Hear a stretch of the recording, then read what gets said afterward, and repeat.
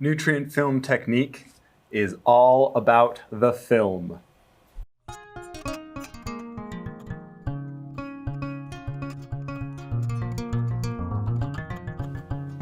The film is this thin film of water that fills the growing trough or growing channel and runs from this inlet across a slope to eventually hit some kind of exit. A pump is of course running this, like with any kind of water movement.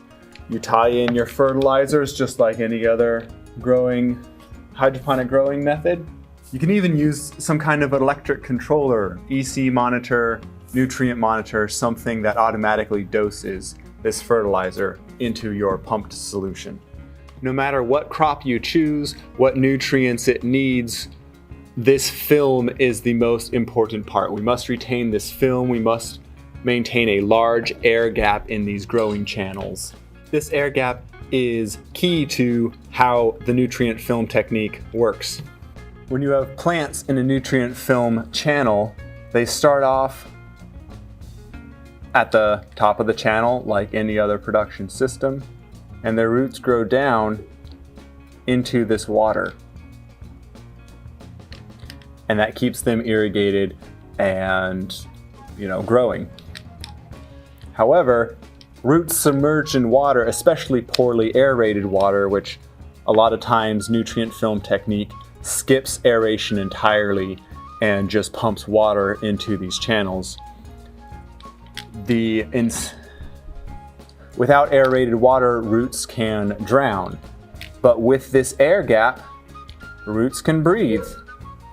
So we're relying on most of the volume of a grow channel to contain air for root respiration and general plant health.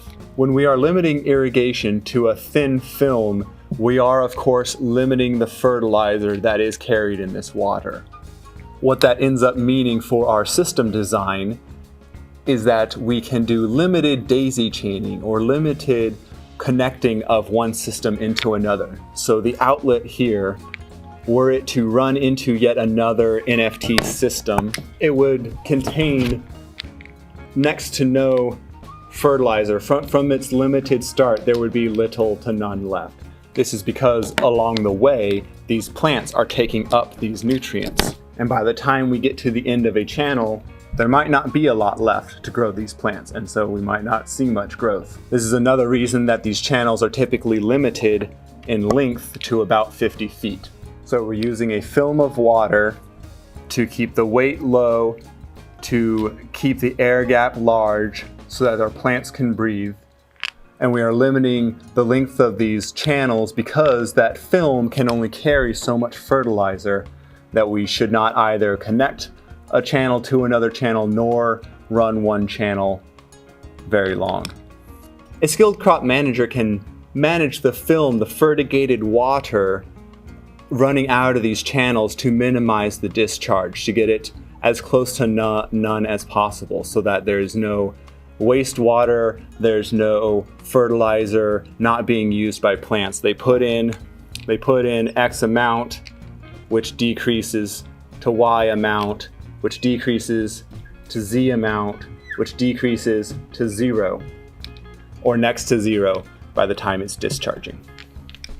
This is possible because again, we are working with the film, we are putting in a little bit of nutrient anyway, and we're basically trying to replicate what a traditional grower would do in soil, applying as little fertilizer as possible to get as much of a crop as they can without leaving residual fertilizer in the field to be leached or lost during the off season or while the field is fallow or something like that.